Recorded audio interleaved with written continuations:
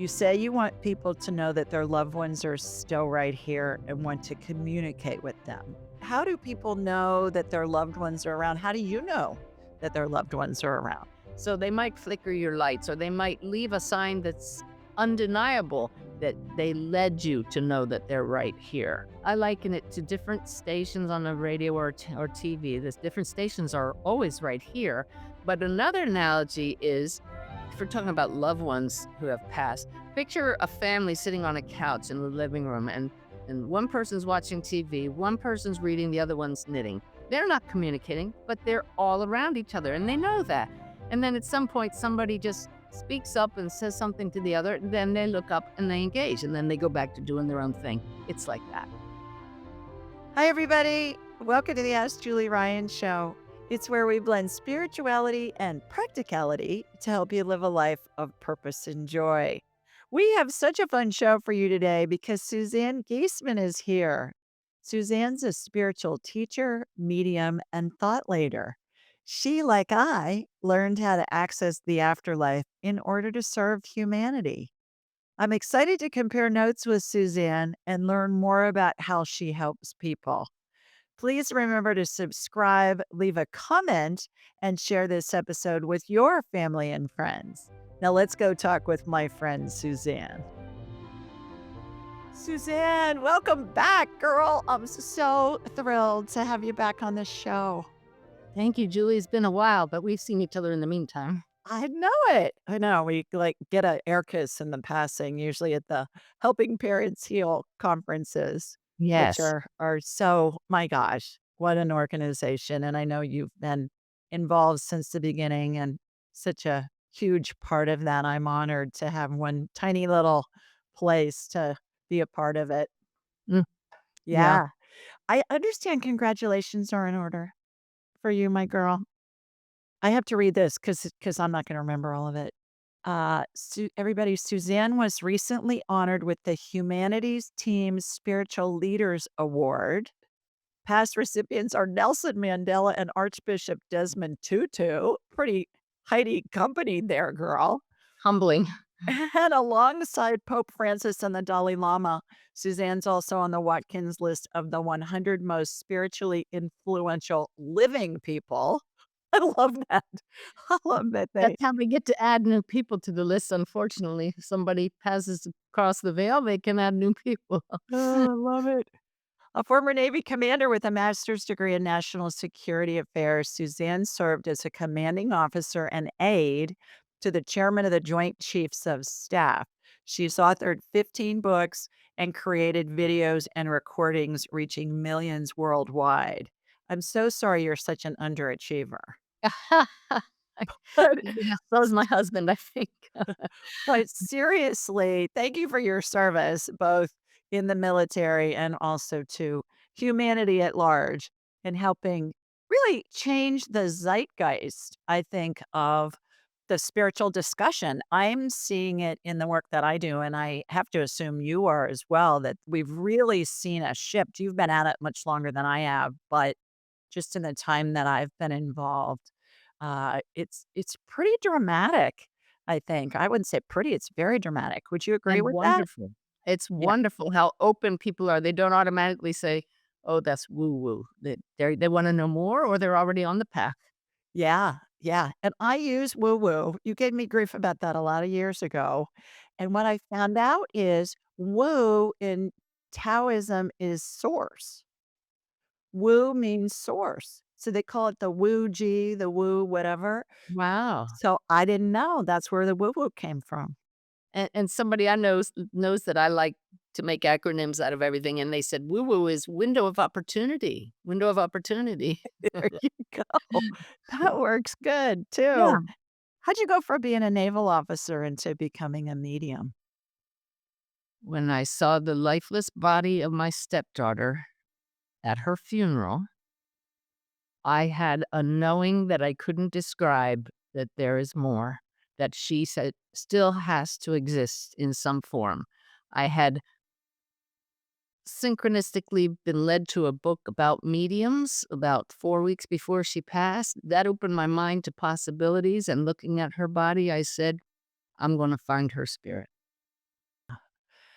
Well, and I think I have goosebumps listening to you talk about that, but I also believe that you were led when you were still in the military. Please tell everybody about you when you were an aide to the chairman of the Joint Chiefs on 9/11 of 2001 when terrorists attacked the World Trade Center and the Pentagon, and I believe that was all part of your journey leading up to all of this. It definitely started me asking the deep spiritual questions about why are some people in the wrong place at the wrong time, allegedly. I had no concept of a bigger picture or eternal life. And we left the Pentagon on a sunny morning, took off in an airplane headed for Europe. We were over the Atlantic when we got news about what we thought was a small plane crashing into the World Trade Center. And then when we found out it was not an accident and it wasn't a small plane, the chairman told me to have the pilot take us back to Washington. And I went up to the cockpit and I said, "We're going back." And he looked at me and he said, "Commander, our flight path is going to take us right over Manhattan." By the time we got over Manhattan, every other aircraft in all of US airspace had been grounded. But because we had the leader of the United States Armed Forces on board, the chairman, we had fighter escorts all the way back to Washington. So it would have been the last passenger jet because obviously those fighters were in the air. And we landed and went back to the Pentagon and stood there staring at this hole in our building that we had just left. And all I could think was, those were people just like us sitting at their desks, that there's just this hole right now. I stepped over jet engine pieces in the grass. I didn't know how to process that or my grief. I had no coping tools, I had no religion, no spirituality, nothing. So I pretty much ran away from all of that. I put in my retirement papers, wasn't eligible for 2 more years, but I just bided my time and then took off, literally sailed off into the sunset with my husband to just go live our dream. And then while we out cruising, we sailed across the Atlantic, big adventure, but life caught up with us with my stepdaughter's death. Mhm. And you had to come back from Oh, overseas. oh yeah, that was the whole time we were traveling back in such despair, and I thought back to when I was an escort officer for the families of 9/11 for the memorial service. I volunteered for that duty. They needed people to escort the victims' families, and I realized then that was a huge mistake on my part because I couldn't handle their grief. I just I was raised where you feel everything positive, you're only happy. I never saw my mother cry, but then when Susan died, that was up close and personal, and we couldn't run away. Mhm. Yeah, but that was a turning point that just propelled me on this journey, and now I see that Susan is still with us as my heart knew, and other people's loved ones are still with us. It was my search to connect with her soul that opened me up to a whole world I didn't even know existed. Well, and for you to go through the whole 9/11 thing in such a up close and personal way, I know a retired colonel, Air Force colonel, that was there that day too, Totally. and was actually the aide to the, Secretary of the Air Force at the Wow, time, okay. Yeah. and whenever I hear somebody say, "Well, that didn't really happen, that was just CGI and all that," I think, "I know 2 people that were there." Oh, yes. And to have, like I said, to step over engine pieces, to smell the fuel, there's no explaining that away. No, And you were it in the happened. building too, right? Didn't the Not when it was hit, I was in the air. No, I know, but when you got back, Oh, yeah, and it was yeah, yes, I was right there. because your general wanted to go inside the building, and I remember you telling me you were thinking, "Why are we inside here?" Because you Well, were we went in holding his office, which was on the far side where the attack was, but he wanted to see the impact site, which was on the other side. So we started going through the center. We were going to come at the impact from behind. The electricity was out. There's smoke everywhere. And I'm thinking, why are we inside? And happily, his bodyguard at that point said, "Let's go outside, sir." And we were stepped out into this soggy grass. And it's just life changing. God bless you. And then please share with everybody how Susan passed, because that also is a remarkable story. It is. She was a sergeant in the Marines, just pretty recently, 7 months earlier, married to another Marine. She was, She had volunteered to go to Iraq as a Marine, and her husband said, "No, Susan, it's too dangerous. Stay here." So she stayed there. One day she was reporting for duty. There was a storm about 10 miles away, but a bolt of lightning came down where she was and struck her. And they worked on her for 7 hours and couldn't save her or the little boy she was carrying, her baby. That would have been our only grandchild, and it took them both that day. Yeah. Yeah. Yep.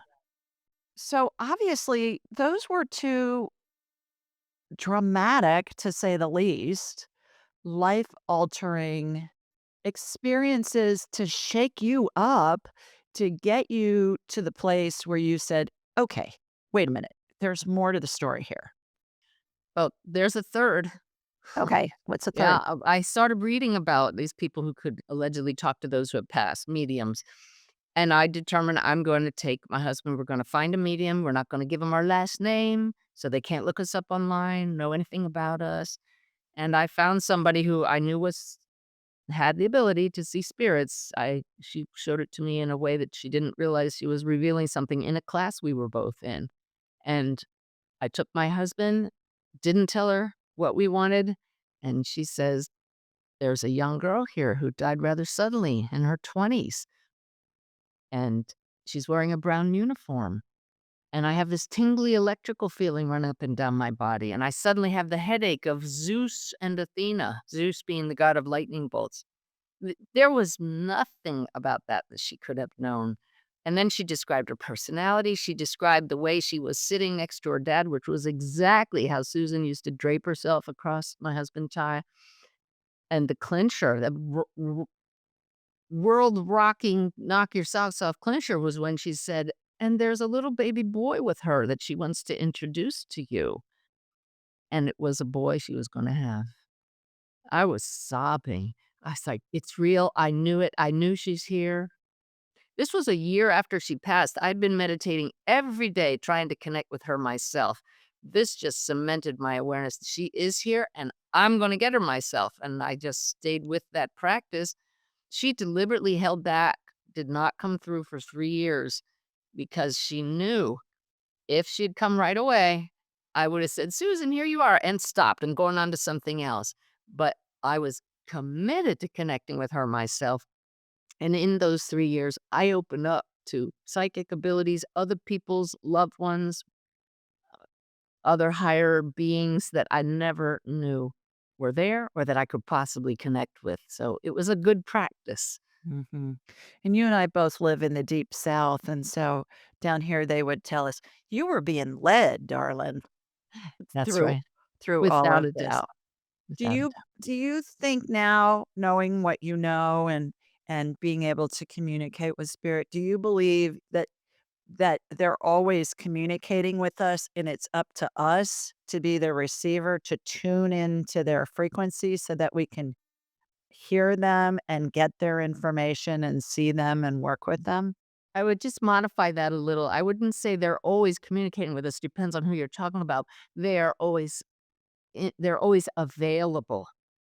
So I liken it to different stations on the radio or TV. There's different stations are always right here.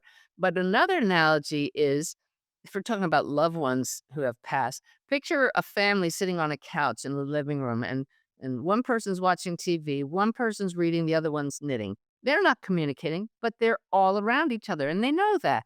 And then at some point somebody just speaks up and says something to the other, then they look up and they engage and then they go back to doing their own thing. It's like that. Right, right. And I picture that all of the satellite TV stations are all broadcasting their programming, and it's for us to tune in to what programming it is we want to receive Yes. because we're able to transmit and receive with spirit, but it's attention intention. Where is your attention and what's your intention Yeah. with where you want to put your attention? So I agree with that. In your newest book, Mediumship, you say you want people to know that their loved ones are still right here and want to communicate with them.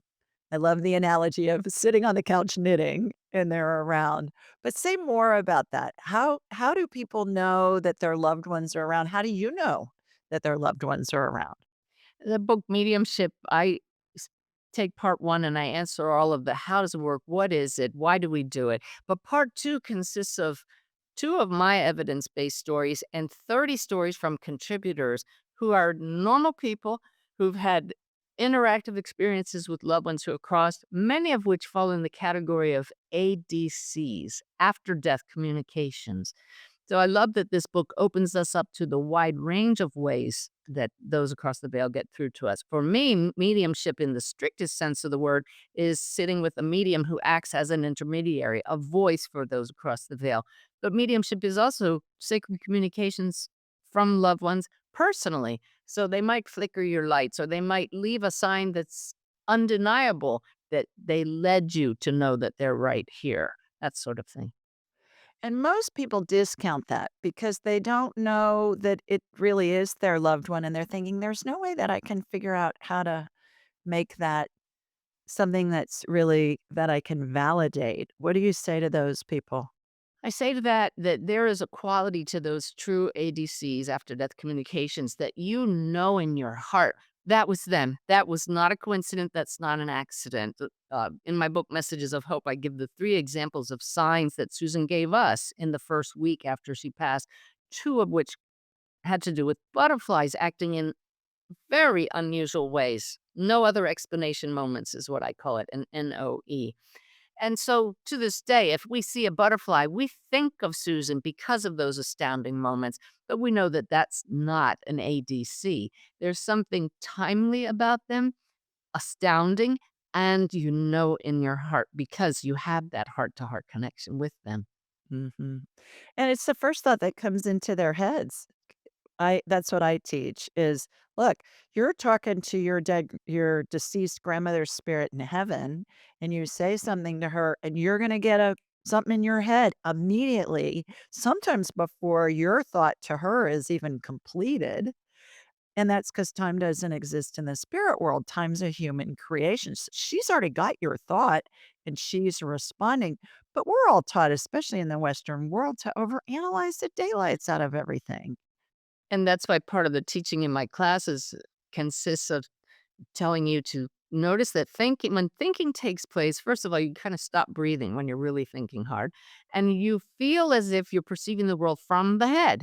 But you can intentionally move awareness down into the center of you, into the heart space. But I'm not talking about the emotional heart that opens and closes. I'm talking about just this state of being that's very peaceful and perceive from here.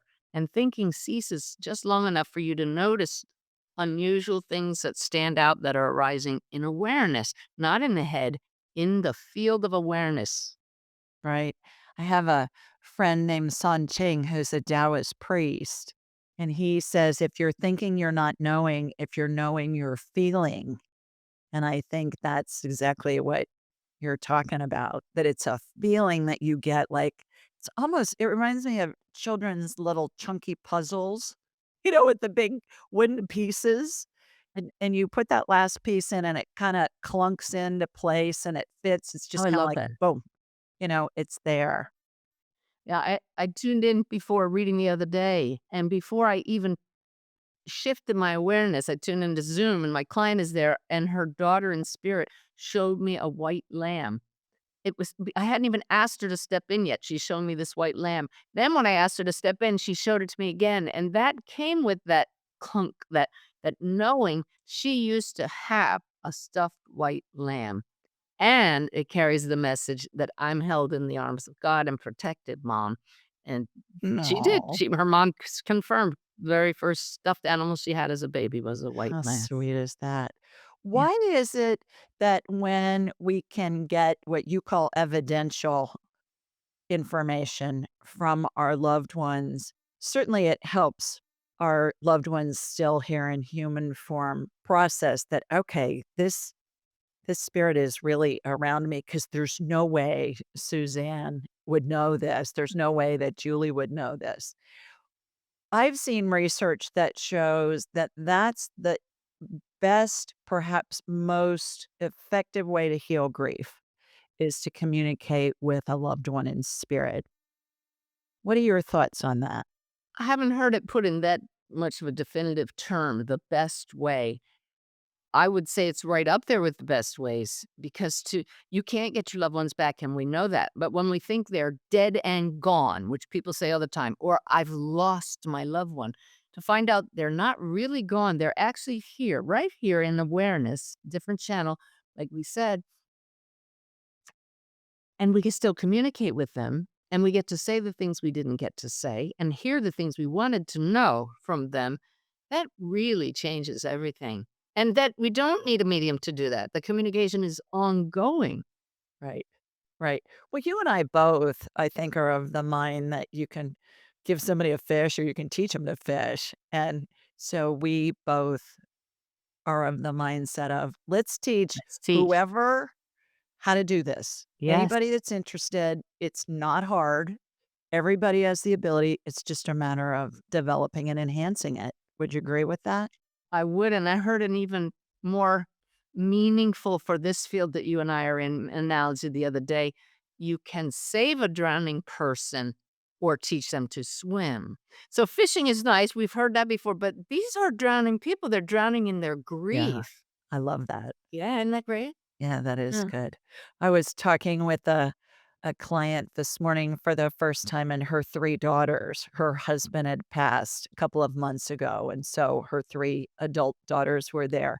And it was lots of stuff came through, but the thing that I thought was the best was he was a farmer and he coached his kids and his grandkids' basketball teams, just as a parent and a Yeah. grandparent.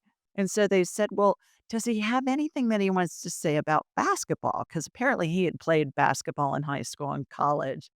And so he was talking about a couple of plays, like the play when you throw the ball all the way down the court and you got somebody down there to receive the ball while the other team's still running down the court and you've already made a basket. And they knew what that was.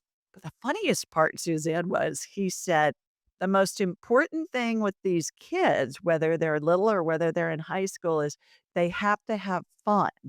We Mm. get so stressed out about it and we put so much pressure on these kids that it's crazy because when somebody's under pressure, they can't perform. Doesn't that work in our field too? Exactly. As teachers, do people get so stressed, I gotta get it right when it's surrendering and just allowing this Right. connection unfold makes for the best connection. So he was going on and on about how you have to have fun. That's the most important thing. And his family was laughing. They said, "Oh my God, he was the most stressed out coach ever in the history of basketball coaches." And they said, he certainly has a different perspective from heaven.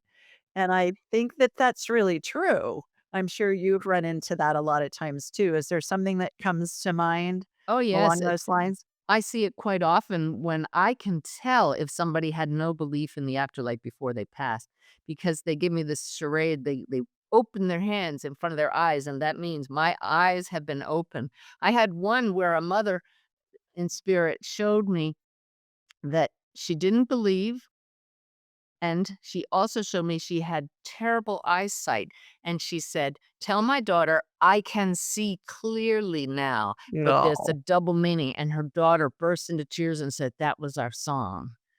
I love that. Yeah. Yeah, I can hear it in my head. How do non-physical interactions occur? What are how does spirit communicate?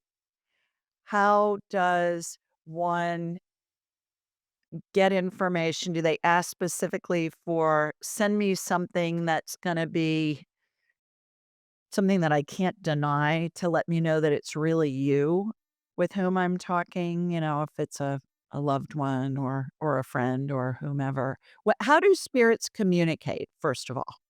You mean with anyone or through a medium? Yeah, both. Well, they manipulate consciousness to put information into our field of awareness, and that can come through visuals. You can see images in your mind's eye. You can hear thoughts that may sound like your own, but it's coming from spirit. There's that knowing. Or they catch our attention with things in the objective world, like they snag your attention when you look at the clock and it says 4:44, and that was your number together. They snag your attention by flicking the lights, and you know it's them. So this can be an inner experience and awareness or something in the objective world. I find that they communicate in symbols and signs and also in words and phrases as well. Why do you think they communicate that way?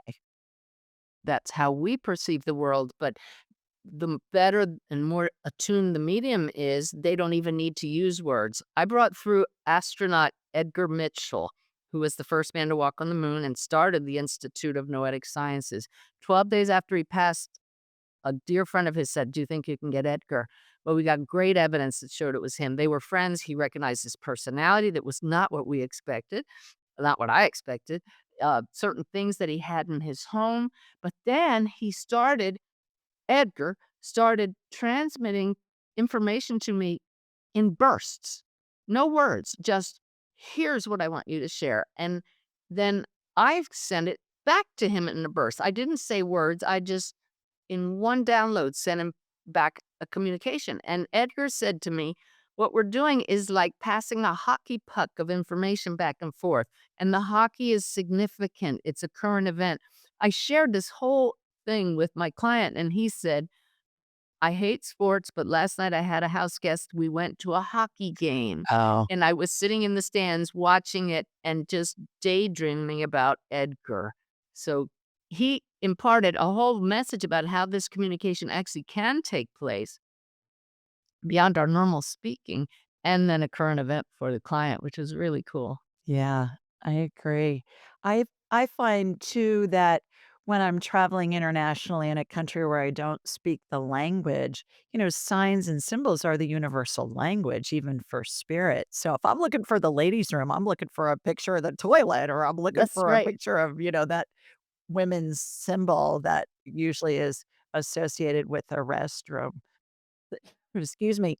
In one of my classes, I had a guy that swam in your world. He was a contractor engineer who did black ops. So, I was tease him. I'd say, "Yeah, you could tell me about it, but you'd have to kill me first, right?" And he'd say, That's "Yeah, the old pretty much." joke. Yeah. So he was working on some algorithm for something, and he wanted to talk to Einstein.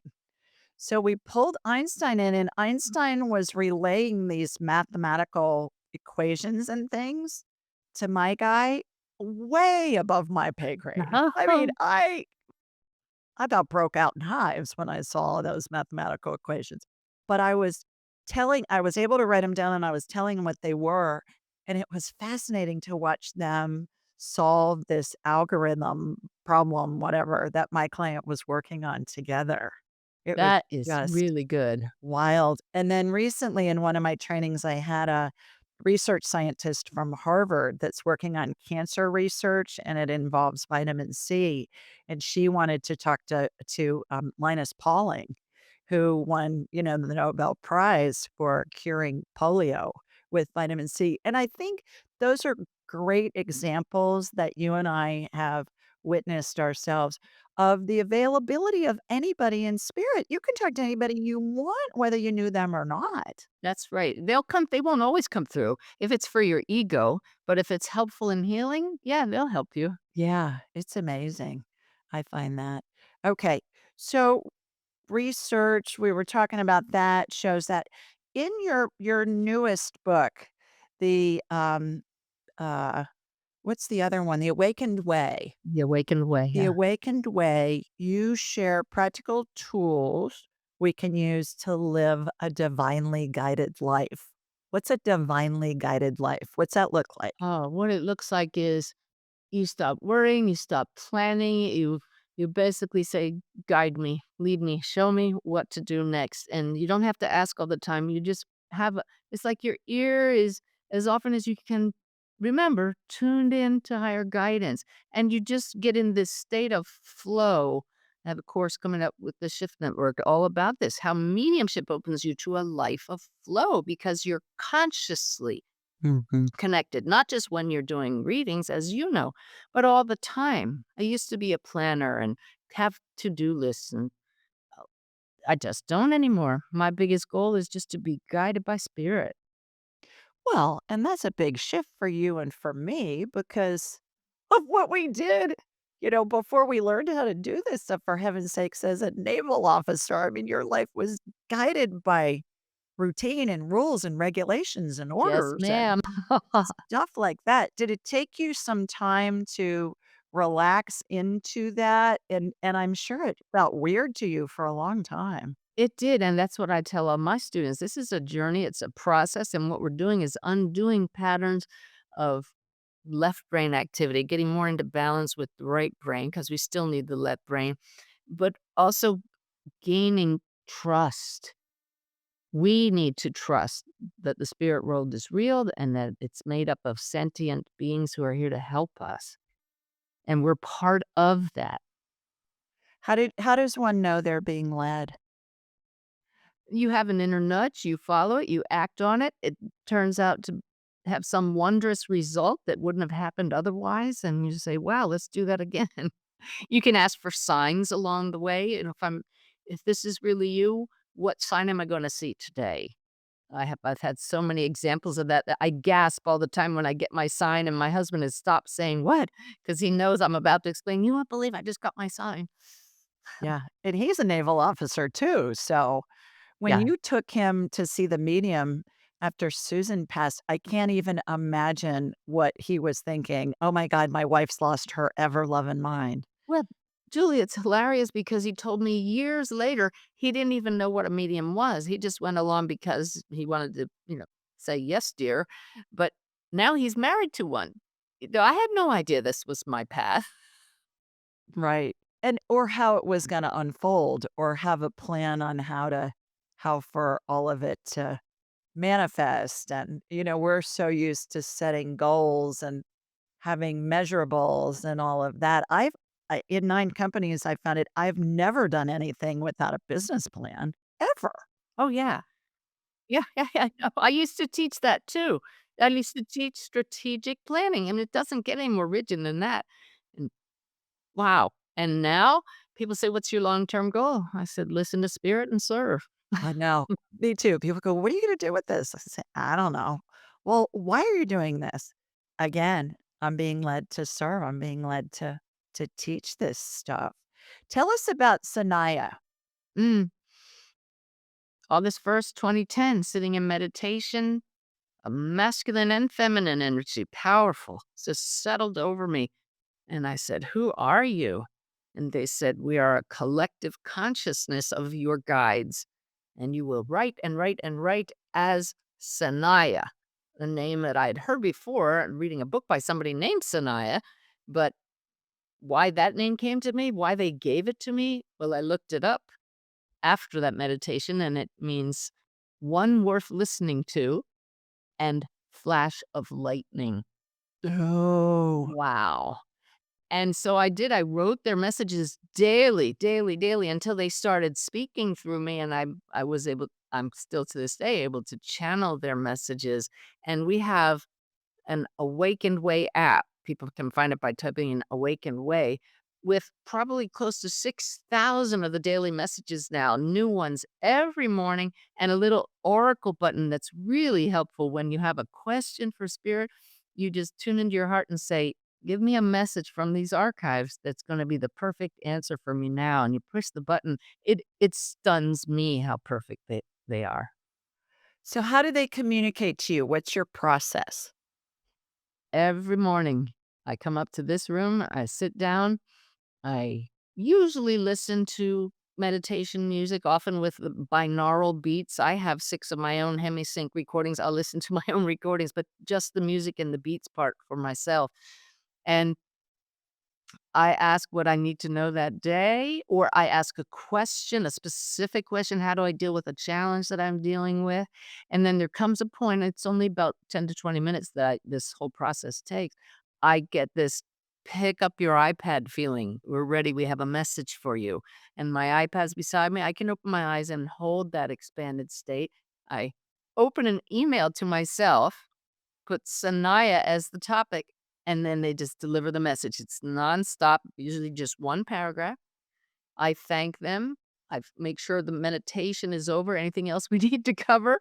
Then I go downstairs and I take that message and I put it into social media, the app, my website. It's It's stunning how they never fail to give me something fresh, something relevant, something helpful, and then as I'm posting it, I go to a copyright-free a photo place online, and I ask Sanaya, "What search term do you want me to use to go with this?"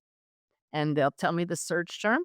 I type it in, and then all these pictures come up, and they point out which photo they want me to use. And often, it's a sign that somebody who reads the daily message was looking for.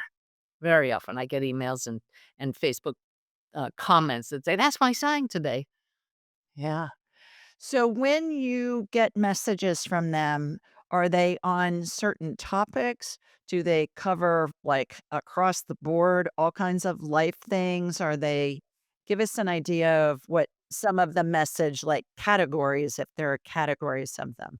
How to deal with grief, understanding the afterlife, how to get in a state of flow, understanding who we are. So it really is across the board. But many times, current events, they must know that a lot of us are feeling a lot of tumult lately here, and they're showing us how to find peace and how to see things from a higher perspective. It's very practical advice. Every message ends with the words, "You are so very loved." And it just feels so good to get these messages and to know that we're not alone and they know what we're going through. Yeah. Who do you think makes up Sanaya? I know several of them, but not all, because it does change from day to day and depending on the subject matter. Uh, if I had answered this question years ago, I would have thought, "Oh, that's woo woo. That sounds really silly." But I have received such stunning evidence that of things I couldn't know about each of these people that I looked up afterwards that I know Jesus is one of them, Archangel Michael, Professor William James, who was really into mediumship and one of the great philosophers of the late 1800s. Had you ever heard of Professor James before? I'd heard of him, but when he showed up in one of my morning meditations, it was stunning, and I said, "You need to tell me all kinds of things about you that I don't know." Same with Emanuel Swedenborg. I knew just the bare minimum about him, and he told me that he was considered a heretic in his time, that he was an inventor and invented machines that were ahead of his time. All of this was true. It's really, really humbling and awesome to have these people and these higher beings that can use us to help all of humanity. Mhm. That's like what's the book from the '30s, Think and Grow Rich, That's where Daniel Hill. Napoleon Hill, I Napoleon think. Hill, right, Yeah, right. and he talks about how these big fathers of industry, the Henry Fords, the Edison, and all those guys, all had spiritual advisory boards, like spirit guides that were around them, and I see that sometimes with clients. I have a client who's Fortune 500 CEO of a publicly traded company, and he has people on his board, on his advisory board from Spirit, like Sam Walton. The funniest one, Suzanne, was yes, Mary Kay Ash. He said, "Who's Mary Kay Ash?" And I said, "You know, the Mary Kay pink Cadillac, the makeup gal." And he said, "What? Why is she on my advisory board?" I said, "She was one of the best sales coaches ever." I mean, she Absolutely. amassed these housewives that sold hundreds of millions of dollars and, got them all to do it part-time and let Riding them around in know. pink Cadillacs, that was their Driving. incentive.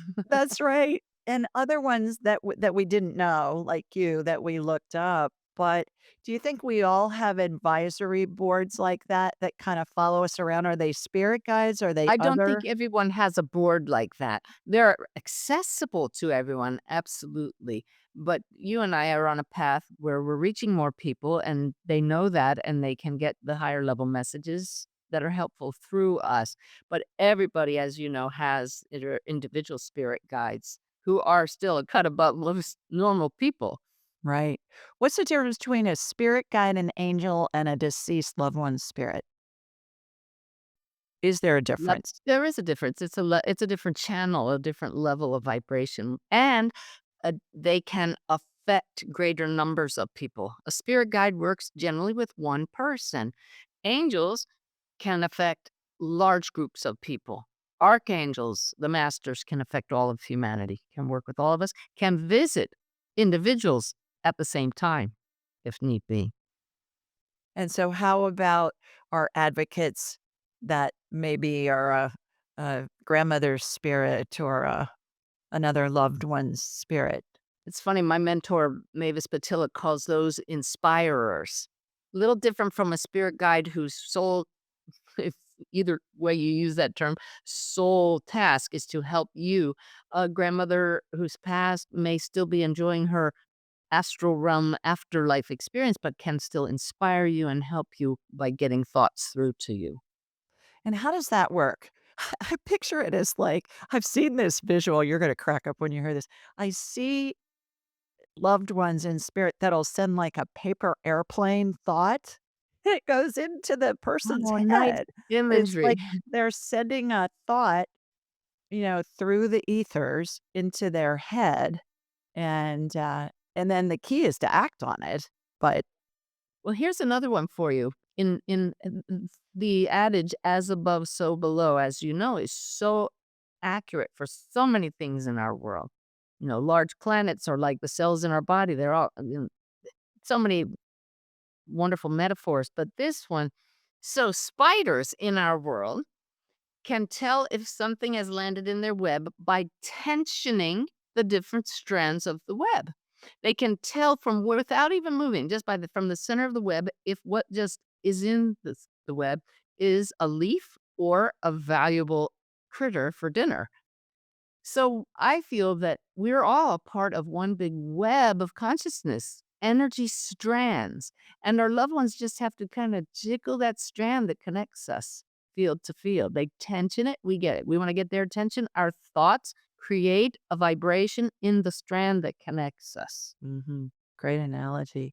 It's interesting when I'm scanning somebody who is dying and or, for instance, is in surgery, and I can scan real time. I can read the anesthesia equipment. I can see where they are in the procedure, what they're doing, all that kind of stuff. And they're always over the head of anesthesia, for instance, in the operating room is the person's guardian angel. The patient's guardian angel's always over anesthesia.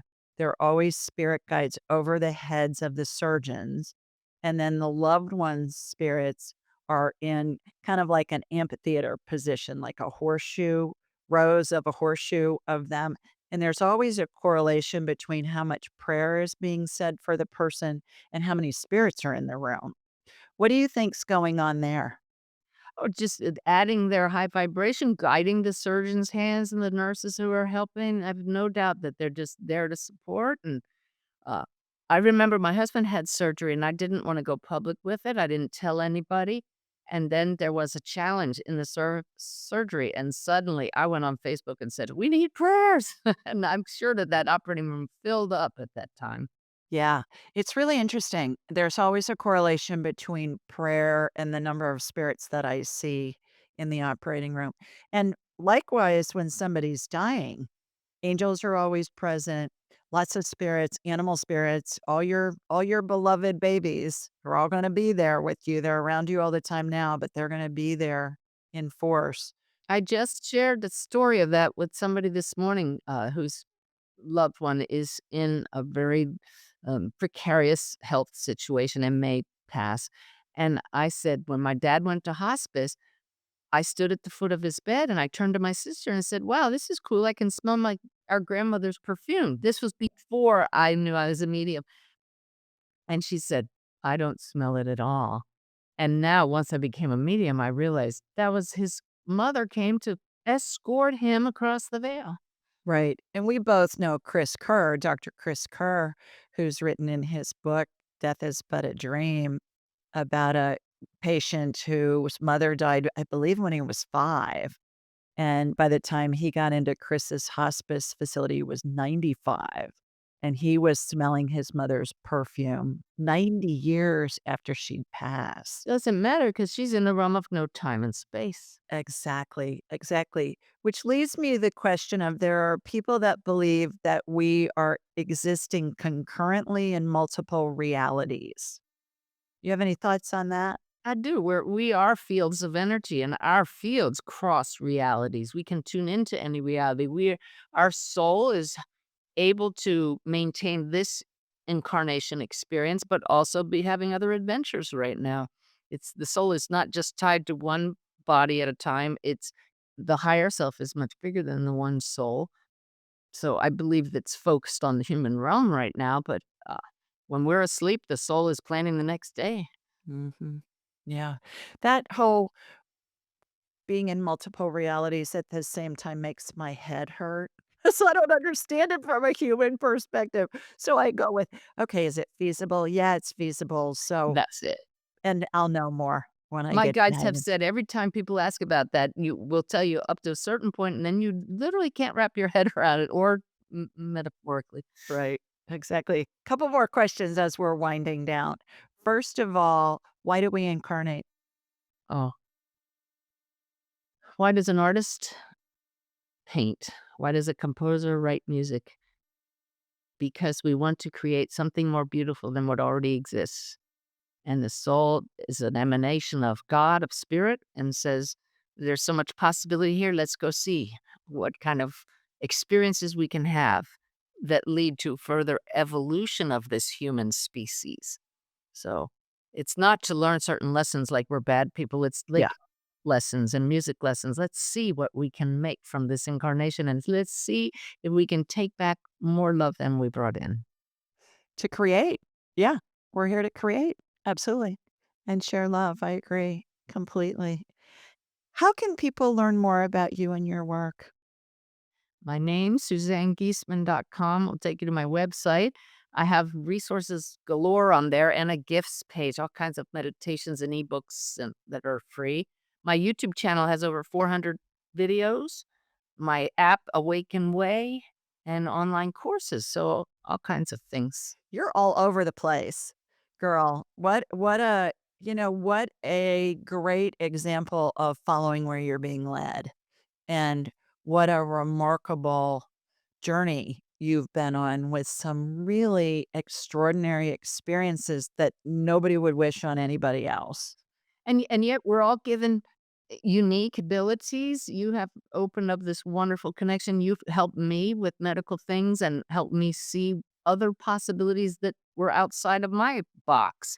And so I hope that together we've helped people say, how might I be limiting myself? I might have abilities that I'm not aware of. Mhm. Well, we all once you connect with spirit, then you can do it all. Yeah, I think everybody has the ability because both of us run into people all the time, and that's who our students are. People all you have to do is be interested.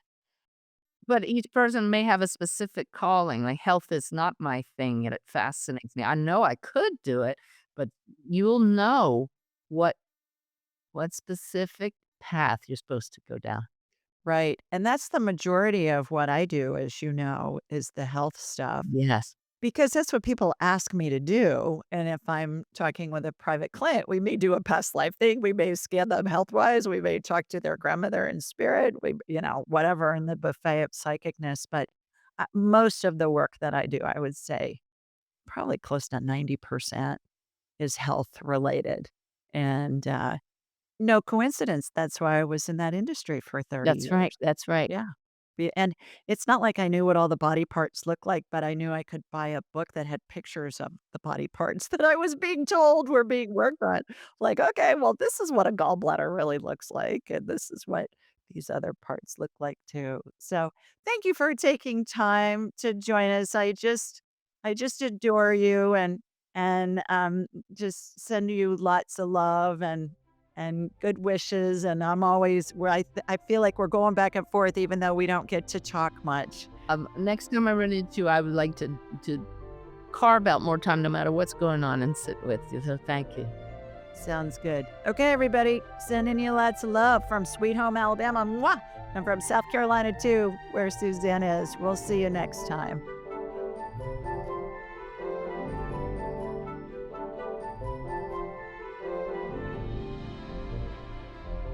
To enhance your spiritual journey, click on one of the videos below and remember to subscribe, leave a comment, and share with your family and friends.